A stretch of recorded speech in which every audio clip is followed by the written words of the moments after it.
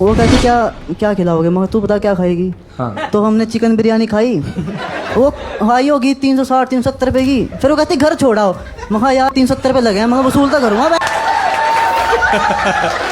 Peak Gurgaon content खा गई मेरे वैसे। तो क्या हुआ, तो मैं सोच रहा हूँ यार अगर रूम पे ले जाऊँ ऑकवर्ड लगेगा कि पहले दिन ही मांग रही, पहले दिन मांग रही, ले रही मांग रही, मतलब मांग रहा मतलब।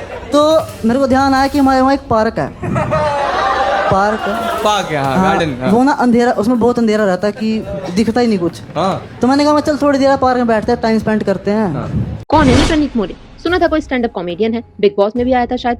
पर भाई अगर ये ऐसी कॉमेडी करता है ना, तो शुक्र है भगवान का कि मैंने कभी इसका शो नहीं देखा, वरना उल्टी आ जाती ऐसा घटिया कंटेंट देखकर। और अब सुनो, उस 22 से 23 साल के गुड़गांव वाले नमूने हिमांशु जांगड़ा को ढंग से बोलना तक तो आता नहीं, पार्क को पारक बोलता है, पर ईगो भाई का आसमान पर है। पहली डेट पर लड़की को 370 की बिरयानी क्या खिला दी, खुद को मुगले आजम समझ बैठा। लाइव शो में खड़े होकर छाती ठोक के कह रहा है कि उसने पैसे वसूलने के लिए लड़की की डिग्निटी की धज्जियां उड़ा दी। और अंदाजा देखो उसका, इसे लग रहा था कि इसकी इस घटिया बकवास पर जनता इसे सपोर्ट करेगी और इस पर तालियां पीटेगी। इतना ओवर कॉन्फिडेंट।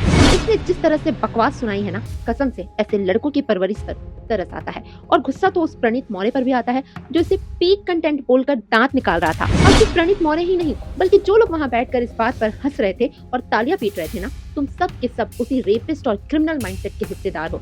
ऐसे ही बीमार सोच वाले जाहिल समाज को गंदा करते हैं। 370 रुपए, सीरियसली भाई, इतने में तो मेरा डेली यूज का लिप बाम भी नहीं आता। हाइपन का ये लिप बाम भी 400 का है, ये मैबलिन का कॉम्पैक्ट 1000 का है, ये फाउंडेशन के ब्यूटी का ये भी 1000 का है, और यहाँ तक ये बेनिफिट का लिप टेंट ये भी 3000 का है। तुमने 370 की बिरयानी खिलाकर ऐसा कितना खर्च कर दिया जो वसूलने के लिए इतनी घटिया हरकत पर उतर आए, गरीब कहीं के। तुम्हारी माँ बहन तुम्हें अभी तक घर में बर्दाश्त कैसे कर रही हैं? तुम जैसे जाहिल नमूने की वजह से ही आज शरीफ लड़के भी बदनाम हैं। अब जब जनता ने सोशल मीडिया पर जूते मारे तो प्रणीत मौर्य पोस्ट डालकर माफी मांगने पर उतर आए, और उस हिमांशु जागड़ा जो भी है उसने तो अपना अकाउंट ही डीएक्टिवेट कर दिया। बेटा हिमांशु, रायता फैलाने के बाद अब अकाउंट छुपाने से तुम्हारी ये सड़ी हुई सोच नहीं छुपने वाली। आपको क्या लगता है इस हिमांशु जागरा यानी कि ऐसे नमूने का क्या इलाज होना चाहिए? सीधे जेल भेजना चाहिए या बीच चौराहे पर इसकी अकल ठिकाने लगानी चाहिए?